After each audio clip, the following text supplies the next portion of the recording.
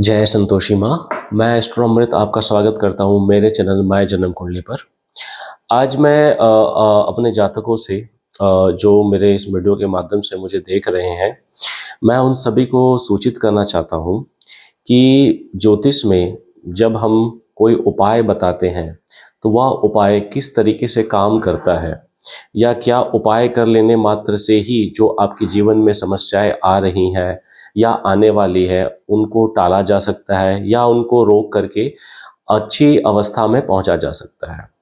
देखिए, कई बार यह हमारे मन में प्रश्न होता है कि जिस भी हम ज्योतिषाचार्य से अपनी कुंडली दिखा करके जो ज्योतिषाचार्य ने हमें उपाय बताए हैं, यदि उन उपायों को करने से आपको आराम मिलना प्रारंभ हो जाता है, तो आपको यह लगता है कि यस, इन ज्योतिषाचार्य के पास वो विद्या है जिस विद्या के माध्यम से इन्होंने हमारी समस्याओं का समाधान कर दिया। परंतु देखिए, कई बार क्या होता है कि जब आपके जीवन में कोई बुरी दशा चल रही होती हो, तो वो बुरी दशा ऐसा नहीं है कि एकदम से चली जाएगी। होता क्या है कि कई बार सिचुएशन ऐसी बनी हुई होती है जिसमें हमें, जब हम कोई कार्य करने जाते हैं, तो हमें स्वतः ही उसमें कई बार रास्ता मिल जाता है।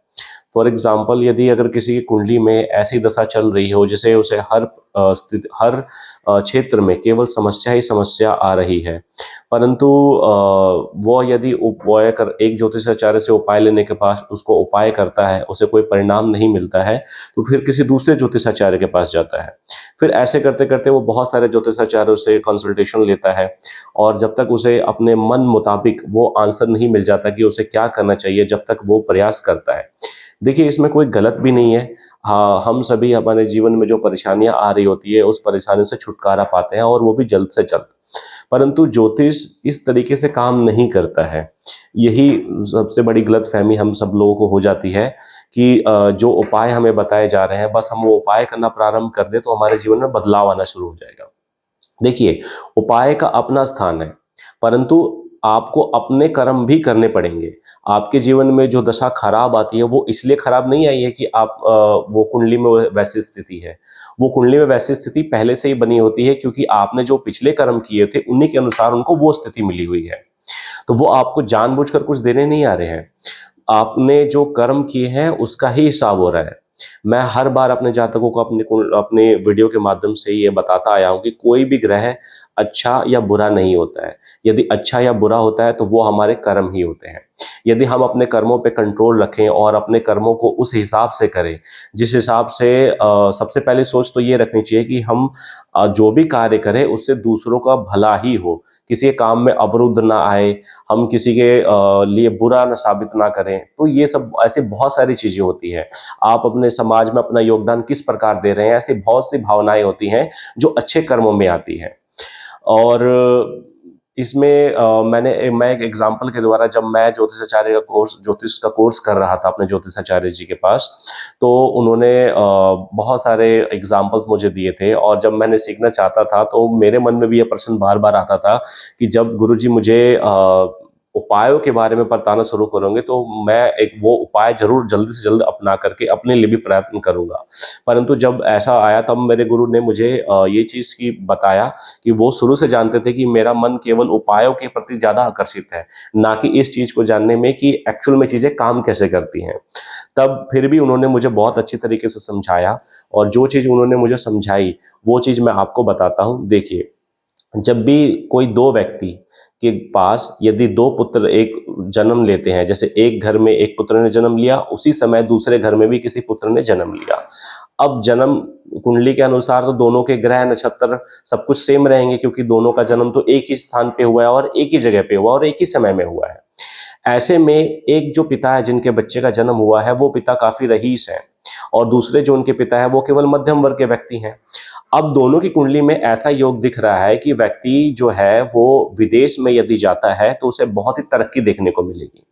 अब जो उत्तम दर्जे वाले पिताजी है, जिनके पास सारे संसाधन है, वह तो तुरंत ये तैयार हो जाएंगे, ठीक है, मैं आज ही, जैसे वो अवस्था है कि मैं अपने पुत्र को विदेश भेजने के लिए तत्पर करके वो कार्य मैं करवा दूंगा।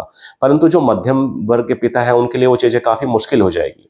तब उस चीज में गुरुजी ने मुझे ये तर्क दिया था कि विदेश का तात्पर्य केवल यही नहीं है कि हम अपनी कंट्री से बाहर जाए। विदेश का तात्पर्य पहले के समय में अर्थात अपने राज्य को छोड़ करके किसी दूसरे राज्य में जाना भी विदेश ही कहलाता है, विदेश सेटलमेंट ही कहलाता है। केवल मातृभूमि जो होती है वो हमारी जो आएगी वो हमारे इनर सर्कल में आएगी। अदरवाइज जो भी हमारी मातृभूमि से दूर की दूरी होगी, जो कि हमारे राज्य से बाहर की होगी, वह विदेश में कैलकुलेटेड होती है। अब जो उत्तम घराने का लड़का जो था, मतलब उत्तम घराने से मेरा तात्पर्य है कि उचित संसाधनों वाले, उनका बेटा जो है वो विदेश जाकर के अपने कार्य में मन ना लगा करके इधर उधर की चीजों में फंस गया, और उसने अपने कभी भी अपनी जिम्मेवारियों की ओर ध्यान नहीं दिया, ना अपनी शिक्षा को पूरा किया और ना ही अपने किसी ऐसे कार्य में लगा। परंतु ये बालक जिसने उसी समय में जन्म लिया था, अपने पिता की आज्ञा मान करके उसने मन में ये ठाना था कि मैं अपने जिम्मेवारियों को लेकर के अपने जीवन काल में ऐसे कार्य करूंगा जिससे मेरा और मेरे परिवार का कल्याण हो सके, और मैं अच्छे से पढ़ाई करूंगा ताकि मैं अपने जीवन में अच्छे से सेटलमेंट हो सकूंगा। उस बच्चे ने केवल राज्य में रह करके या उसी राज्य में रह करके अपनी शिक्षा पढ़ाई में पूरी तरह से फोकस किया। नतीजा ये निकला कि जब इसने कोई ऐसी परीक्षा उत्तीर्ण की कि इसे कोई ऐसी अच्छी पदवी मिल गई और उसमें अच्छे से इसका जीवन सेटलमेंट हो गया। अब जब तक इनके पिताजी कार्य थे तब तक तो इनके घर में सब कुछ चलता रहा, दूसरे के वाले जिनके यहाँ संसाधनों की पूरी सुविधा थी। परंतु जैसे ही पिता का हाथ सिर पर से उठा, अवस्थाएं चेंज हुई, उनके जीवन में पूरी तरह से नकारात्मकता छा गई। अब देखिए, ज्योतिष ने तो जो उपाय और जो कल्याण बताए थे दोनों के लिए सेम बताए थे, परंतु दोनों के लिए परिस्थितियां अलग अलग हो गई। क्यों? क्योंकि काल देश पात्र की स्थिति भी बहुत ज्यादा मायने रखती है कि हम किस तरीके से अपने निर्णयों से अपने आने वाले भविष्य का निर्माण करते हैं। ज्योतिष में जो उपाय बताए जाते हैं वो उपाय इसलिए बताए जाते हैं कि जिस ग्रह से जो ग्रह आपको दुख दे रहा होता है वो इसलिए ही दुख दे रहा होता है क्योंकि आपने जो कर्म किए थे वो उस कर्मों की शुद्धि करने के लिए वो दुख दे रहा है आपको। तो आपको मंत्रों के द्वारा, दान के द्वारा उन कर्मों की शुद्धि कराने के लिए ही आपको ज्योतिषाचार्य उपाय बताते हैं। जैसे जैसे वो जो पाप कर्म आपके द्वारा हुए होते हैं वो धीरे धीरे कम होने प्रारंभ हो जाते हैं, आपके जीवन में जो समस्याएं आ रही तो धीरे धीरे से समाप्त होने लगती हैं, परंतु उसमें समय लगता है।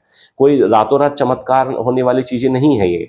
और सबसे बड़ी बात, आपको ये चीज का ध्यान रखना है, यदि कोई सूर्य से रिलेटेड उपाय आपको बताता है और यदि आप अपने रूटीन में कोई बदलाव नहीं लाते हैं, अपने का दिनचर्या में कोई बदलाव नहीं लाते हैं, फॉर एग्जाम्पल मैं एग्जाम्पल आपको और देता हूँ कि आप पहले भी जब आप ज्योतिषाचार्य के पास गए थे उससे पहले भी आप सुबह 10 बजे सो करके उठते थे, और जब ज्योतिषाचार्य ने उपाय करने को बोले सूर्य देव से रिलेटेड तब भी आप 10 बजे 11 बजे के बाद ही सो करके उठते हैं। तो आपने तो कोई परिवर्तन किया ही नहीं ना। उपाय तो अपनी जगह पे है, ठीक है, लेकिन आपको भी अपना परिवर्तन करना पड़ेगा। यदि आपको सूर्य दर्शन करने हैं तो आपको मॉर्निंग में ही उठना पड़ेगा और अपने कार्यों को प्रारंभ करके उसे समय से ही समाप्त करना पड़ेगा।